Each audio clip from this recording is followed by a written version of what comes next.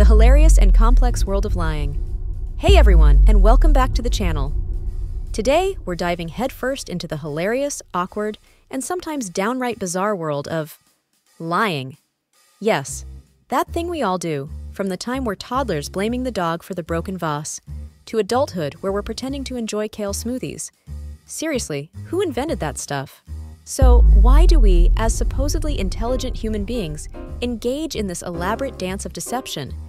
Is it because we're secretly plotting world domination, one fib at a time? Well, maybe for some of you. But mostly, it's a messy mix of psychological quirks, social pressures, and the sheer beautiful chaos of being human. It's like we're all just trying to navigate this thing called life. And sometimes, the truth is just too inconvenient or too embarrassing.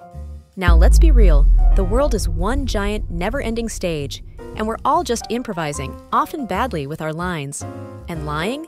Well, that's like the poorly funded special effects department that tries its best, but often ends up creating hilariously bad illusions. Studies show we encounter lies in about 25% of our daily interactions. That's like, the world is basically a giant soap opera, and we're all just playing characters who are slightly more dishonest than we would like to admit. I mean, my neighbor definitely is lying when she says her cat is shy. I swear, that thing is a ninja with fur.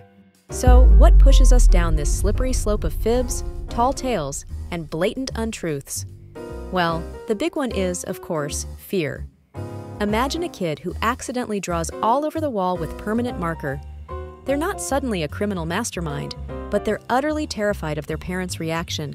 It's that awful fear that makes them invent the most ridiculous story with talking squirrels and invisible paint. Or it's like when you tell your boss that your internet died, and that is why you did not attend that early morning meeting, when in fact you overslept after watching a Netflix marathon. And how many of us have blamed our flatulence on the dog? I know I have. Then there is the never-ending pursuit of self-esteem. Some people lie to make themselves seem cooler, smarter, or more interesting than they actually are. It's like they're trying to build a fictional version of themselves, like a character in a video game that they wish they could be in real life. Think about your friend who's always claiming to have met a famous person, or that they are an expert in some obscure field, like competitive thumb wrestling, or some such craziness. It's not that they're bad people, they just want to be liked. And oh boy, the awkward social situation lies. Those are the real gems. That moment when someone asks if you like their new hairstyle when it looks like a flock of pigeons has attacked them, and you have to reply with a big fake smile and a, wow, it's so unique. Or how about when someone is talking about their problems in excruciating detail, and you just nod and say, wow, that must be awful, when really you are wondering what you are going to have for dinner.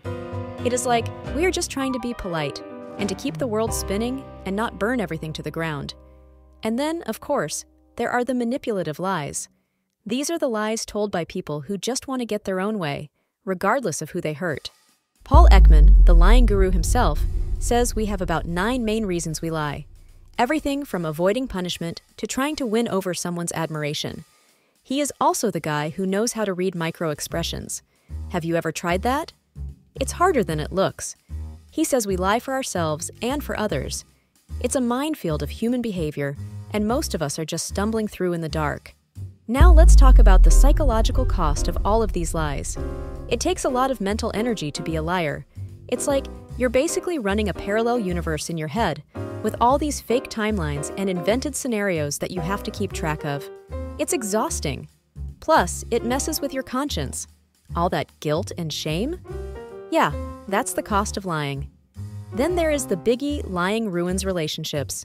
Trust is the foundation, and you cannot have a strong relationship if it is built on a bed of lies. It's like building a house on sand. It's never going to end well. So how do we tell if someone is fibbing? Is there some magic lie detector that we can use? Well, unfortunately not. I wish there was though.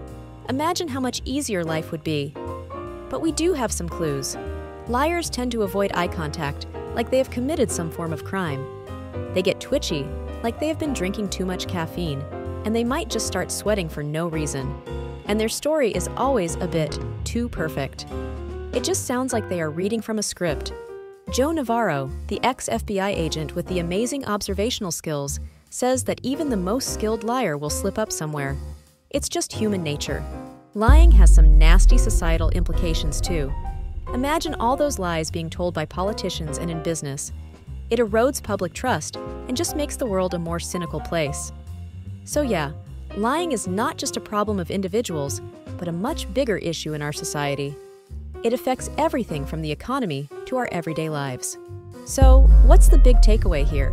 That lying is a complex behavior with many motivations, and that it can cause all sorts of problems. We should aim to be honest, more truthful, and not try to bend the truth to get what we want. We should not lie to ourselves, and we should try and not lie to others. Easy, right? Well, it's harder than it looks, but at least you can try. Before I let you go, I want to ask you a question. What is the most ridiculous lie you have ever told or that you have ever heard? And did you get away with it? Let me know in the comments below. Also, please remember to like and subscribe. Because why not? And because it makes me feel good when the numbers go up. And remember, honesty is usually the best policy, but a well-timed lie can get you out of a really awkward family dinner, so choose your battles wisely.